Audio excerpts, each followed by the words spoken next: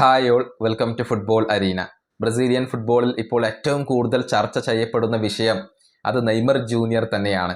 വരുന്ന സ്ക്വാഡിൽ അദ്ദേഹത്തെ ആഞ്ചലോട്ടി ഉൾപ്പെടുത്തുമോ, വരുന്ന വേൾഡ് കപ്പിനുള്ള ബ്രസീലിന്റെ സ്ക്വാഡിൽ ഇടം നേടാൻ നെയ്മർക്ക് സാധിക്കുമോ എന്നുള്ളതാണ് ഇപ്പോൾ എല്ലാവരും ഉറ്റുനോക്കുന്ന കാര്യം. ഒന്നും പറയാൻ പറ്റാത്ത ഒരു സ്ഥിതിയിലാണ് ഇപ്പോൾ ഉള്ളത്. തിയാഗോ സിൽവ തന്റെ പുതിയ അഭിമുഖത്തിൽ ഇതേക്കുറിച്ച് സംസാരിച്ചിട്ടുണ്ട്. നെയ്മറെ വേൾഡ് കപ്പ് സ്ക്വാഡിൽ ഉൾപ്പെടുത്തണോ വേണ്ടയോ എന്ന കാര്യത്തിൽ ഒരു ചർച്ച പോലും വേണ്ട എന്നാണ് സിൽവ ഇപ്പോൾ പറഞ്ഞിട്ടുള്ളത്. എന്തായാലും നെയ്മറെ വേൾഡ് കപ്പ് ടീമിൽ ഉൾപ്പെടുത്തണം എന്നാണ് സിൽവയുടെ ഒരു നിലപാട്. അദ്ദേഹത്തിന്റെ വാക്കുകൾ ഇങ്ങനെയാണ്: നെയ്മറെ ടീമിൽ ഉൾപ്പെടുത്തണോ വേണ്ടയോ എന്ന കാര്യത്തിൽ ചർച്ചയ്ക്ക് പോലും ഇടമില്ല. നിലവിലെ ഫോമിൽ എന്തായാലും നെയ്മറെ വേൾഡ് കപ്പ് ടീമിൽ ഉൾപ്പെടുത്തണം. നെയ്മർ കളിക്കളത്തിൽ ഉണ്ടെങ്കിൽ തന്നെ അത് എതിർ ടീമിന് വലിയ പ്രശ്നങ്ങൾ സൃഷ്ടിക്കുന്ന ഒരു കാര്യമാണ്.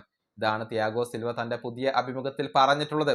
നെയ്മർ ജൂനിയറെ ബ്രസീലിന് ആവശ്യമുണ്ട് എന്നാണ് അദ്ദേഹത്തിന്റെ നിലപാട്.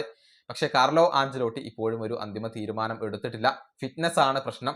ഫിറ്റ്നസിന്റെ പ്രശ്നങ്ങൾ കൊണ്ട് തന്നെ ഇന്നത്തെ മത്സരം നെയ്മർ കളിച്ചിരുന്നില്ല. അത് കാർലോ ആഞ്ചലോട്ടിയിൽ അസംതൃപ്തി ഉണ്ടാക്കി എന്നാണ് അറിയാൻ സാധിക്കുന്നത്.